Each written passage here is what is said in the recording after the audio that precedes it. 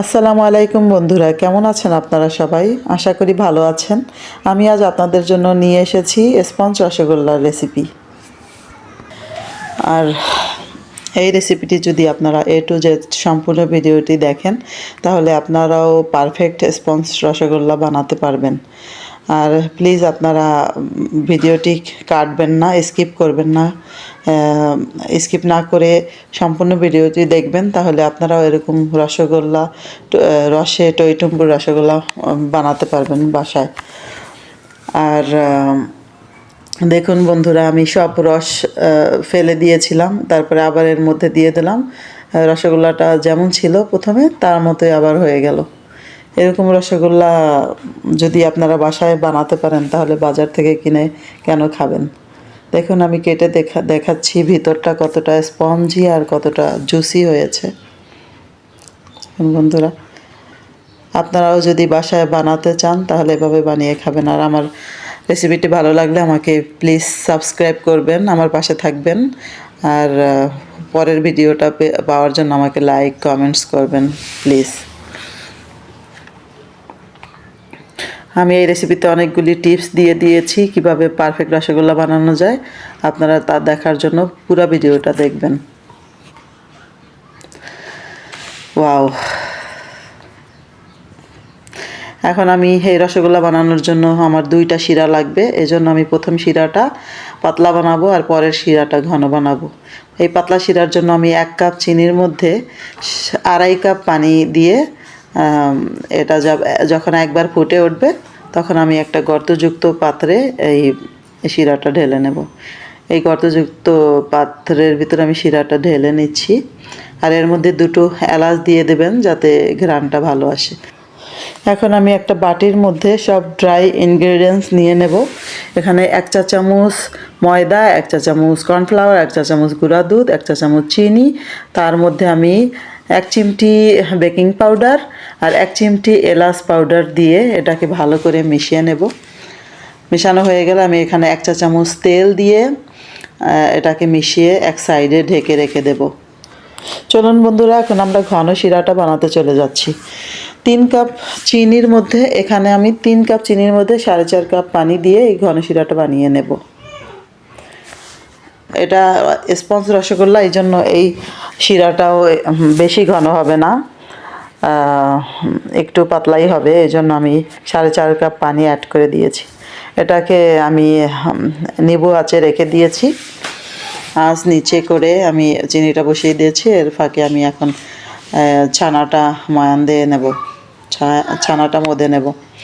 দেখুন আমি পারফেক্ট ছানা বানিয়েছি। আর পারফেক্ট ছানা কিভাবে বানায় তা আমার চ্যানেলে একটি রেসিপি দেওয়া আছে, আপনারা দেখে নেবেন এই ছানাটা আমি কিভাবে বানিয়েছি। আপনাদের ছানা যদি পারফেক্ট হয় তাহলে মিষ্টি অনায়াসে পারফেক্ট হবে। আর পারফেক্ট হতেই হবে, কারণ মিষ্টি পারফেক্ট হওয়ার প্রধান কারণ হচ্ছে ছানাটাকে আপনাকে নরম বানাতে হবে। আমার ছানা রেসিপিটা দেখে আসবেন প্লিজ, তাহলে আপনারা বুঝতে পারবেন কিভাবে ছানা বানালে আপনাদের মিষ্টি পারফেক্ট হবে। এখন আমি ছানাটাকে প্রথমে হাত দিয়ে একটু মধে এক জায়গায় করে তারপরে হাতের 5টি আঙ্গুল ইউজ করে ছানাটাকে মধবো। আমি যেভাবে ছানাটাকে মধে নেব আপনারা জাস্ট এভাবেই ছানাটাকে মধে নেওয়ার চেষ্টা করবেন, হাতের 5টি আঙ্গুল ইউজ করে। আর ছানাটা মধার সময় বেশি জোরে জোরে চাপবেন না, আলতো হাতে আপনারা 5টি আঙ্গুল ইউজ করে এভাবে ছানাটা মধে নেবেন। যত সময় পর্যন্ত ছানাটার মধ্যে ক্রিমি ভাব চলে না আসে তত সময় পর্যন্ত ছানাটা মধে নিতে হবে। 5 থেকে 6 মিনিটের মতো সময় লাগবে আপনাদের ছানাটা মধে নিতে ভালোভাবে।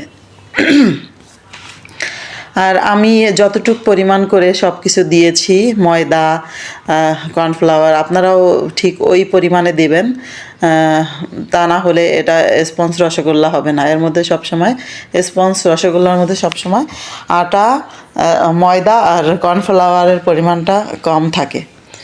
আমার পরিমাণ হুবহু দেখে ওইভাবেই দেওয়ার চেষ্টা করবেন, তাহলে আপনাদের মিষ্টিও পারফেক্ট হবে ইনশাল্লাহ। আর দেখুন আমি কিভাবে মধে নিচ্ছি। এভাবে আপনারাও ভালোভাবে ছানাটাকে মধে নেবেন। এখন আমি ড্রাই যেগুলি মিক্সড করে রেখেছিলাম অয়েল দিয়ে ওটাকে দিয়ে দিলাম। তারপরে এটা এই ড্রাই ইনগ্রিডিয়েন্টস দেওয়ার পরে আপনারা এটাকে আলতো হাতে একটু মধে নিয়ে তারপরে আবার 2 মিনিটের মতো হাতের 5 আঙ্গুলের সাহায্যে এটাকে মধে নেবেন। আর মধে নিয়ে আপনারা সুন্দর করে এক জায়গায় করে ছানাটাকে তারপরে ঢেকে রাখবেন 10 মিনিটের মতো। 10 মিনিটের মতো ঢেকে রাখলে এগুলি এমনিতেই ওই যে আপনারা যা দিয়েছেন চিনি তারপরে কর্নফ্লাওয়ার আটা সবগুলি মিশে যাবে একসাথে। দেখুন আমি ঢেকে রেখেছি।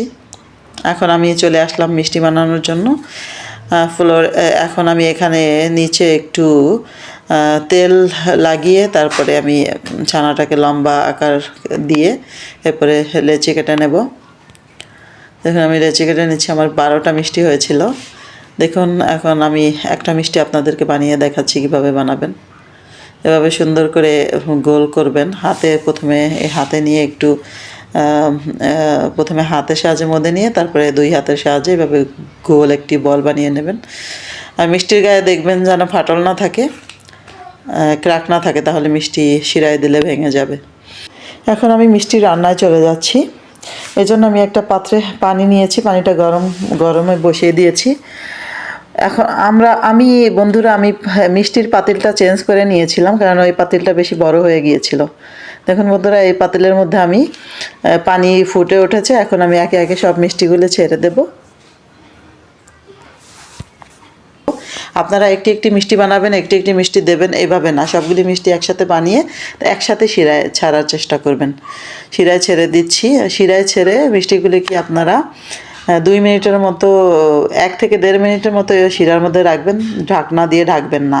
1 থেকে 1.5 মিনিট পরে আপনারা ঢাকনা দিয়ে ঢেকে দেবেন মিষ্টিটা। আর চেষ্টা করবেন 6 থেকে 7 মিনিট পরে ঢাকনা খোলার, কারণ আমরা অল্প মিষ্টি বানাই, এই জন্য আমাদের শিরাতে ঝাঁক ওঠে না। যেই কারণে আমাদের মিষ্টি যদি আমরা 2-3 মিনিট পরে উল্টাই, ঢাকনা খুলে ফেলি, তাহলে এই মিষ্টিটা চুপসে যেতে পারে।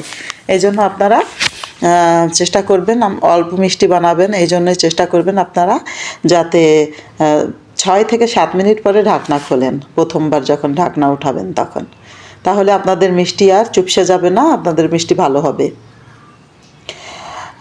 এই কথাটা কেউ বলে দেয় না, যে কারণে আপনারা মিষ্টি বানাতে গিয়ে ব্যর্থ হন।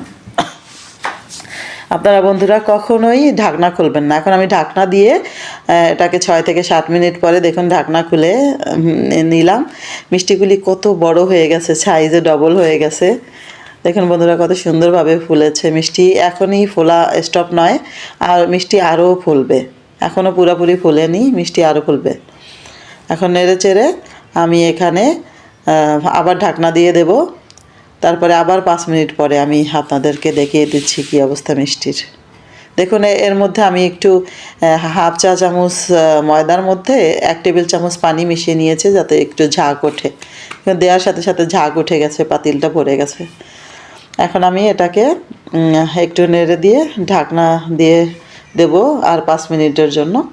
5 মিনিট পরে আপনাদেরকে দেখাচ্ছি মিষ্টিগুলি আরও ফুলে গেছে, দেখবেন। দেখুন 5 মিনিট পরে মিষ্টিগুলি আকারে আরও বড় হয়ে গেছে। আর বন্ধুরা আপনারা কখনোই 10 মিনিটের আগে পানি অ্যাড করবেন না, আর ফুটন্ত গরম পানি অ্যাড করতে হবে। দেখুন আমার এখানে 11 মিনিট হয়ে গিয়েছিল। আমি এখন এখানে 1 কাপ করে, বেশি পানি দেবেন না, 1 কাপ করে দেওয়ার চেষ্টা করবেন, কারণ মিষ্টির পরিমাণ অল্প। 1 কাপ আমি গরম পানি দিয়ে ছিলাম। এখন নেড়ে নেব ভালো করে। দেখুন বন্ধুরা এভাবে ঘুরিয়ে ঘুরিয়ে নাড়বেন চামচ দিয়ে, যাতে মিষ্টি কেটে না যায়, তাহলে চারিদিক থেকে মিষ্টি হবে। এখন আমি একবার পানি দিয়েছিলাম, এখন আমি দ্বিতীয়বার পানি দিচ্ছি 1 কাপ। 1 কাপের একটু বেশি দিয়ে দিচ্ছি। আর এভাবে আপনারা অন্তর 3 মিনিট পরে পরে ঢাকনা উঠিয়ে আপনারা পানি অ্যাড করবেন। আমি এরকমভাবে 5 বার পানি অ্যাড করে নিয়েছি। এভাবে 5 বার আমি পানি অ্যাড করে নিয়েছি 1 কাপ করে। দেখুন বন্ধুরা এখন আমি মিষ্টিটাকে চেক করার জন্য একটা পাত্রে পানি নিয়ে নিয়েছি, ঠান্ডা পানি, এর মধ্যে ঢেলে দেব। একটা মিষ্টি ঢেলে দিয়েছি। দেখুন সাথে সাথে মিষ্টিটি পানির নিচে তলিয়ে গেছে, এর মানে আমার মিষ্টিটা পারফেক্ট হয়ে গেছে। এখন আমি এই মিষ্টিটা আবার পাতিলের মধ্যে দিয়ে দেব। দিয়ে আমি আরও প্রায় 3 মিনিটের মতো রান্না করব মিষ্টিটা। আরও 1 কাপ পানি দিয়ে দিচ্ছি। পানি দিয়ে এটাকে নেড়ে মিষ্টিটাকে নেড়ে তারপরে ঢেকে আমি আরও 3-4 মিনিটের মতো রান্না করব। তারপর আমার মিষ্টি একদম হয়ে যাবে। আপনারা বাসায় ট্রাই করবেন, আর আমার রেসিপিটি ভালো লাগলে আমাকে সাবস্ক্রাইব করবেন। আর আপনাদেরকে আরও আমি অনেক মিষ্টির রেসিপি দেব। আমি চ্যানেলটি নতুন শুরু করেছি, আমাকে আপনারা অনুপ্রাণিত করবেন যাতে আপনাদের ভালো ভালো ভিডিও দিতে পারি। এই জন্য আপনারা বাসায় এরকম আমার রেসিপি দেখে বানানোর চেষ্টা করবেন, আপনাদের মিষ্টিও পারফেক্ট হবে। দেখুন 3 মিনিট হয়ে গেছে, এখন আমি ঢাকনা খুলে দেখিয়ে দিচ্ছি। দেখুন মিষ্টিটা কত সুন্দর, ও মাই গড, ওয়াও, সো ইয়ামি। অনেক সুন্দর হয়েছে মিষ্টিগুলি, এত সফট হয়েছিল যে মুখে দিলেই মিলিয়ে যাবে এরকম একটা অবস্থা আর কি, সাংঘাতিক অবস্থা। দেখুন বন্ধুরা, এখন হয়ে গেছে আমার মিষ্টিটি পুরো পারফেক্ট। দেখুন মিষ্টির চেহারা দেখেই বোঝা যাচ্ছে মিষ্টিগুলি অনেক পারফেক্ট হয়েছে। এখন আমি চুলাটা অফ করে 2 মিনিটের মধ্যে এই শিরার মধ্যেই মিষ্টিগুলোকে রেখে দেব, তারপরে ফিরে আসছি। দেখুন আমি ওই পাত্রে ওই যে পাতলা শিরাটা রেখেছিলাম, সেই পাতলা শিরার মধ্যে সবগুলি মিষ্টি উঠিয়ে নিয়েছি। এখন এখান থেকে আমি একটু শিরা উপরে দিয়ে দেবো, ঘন শিরা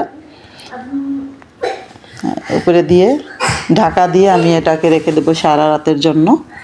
সারা রাত পরে সকালবেলা আপনাদেরকে দেখিয়ে দিচ্ছি মিষ্টিটা কেমন হয়েছে। ওয়াও বন্ধুরা, কি সুন্দর রসগোল্লা রেসিপি, আপনারা ট্রাই করবেন। ভালো থাকবেন সবাই, আশা করি।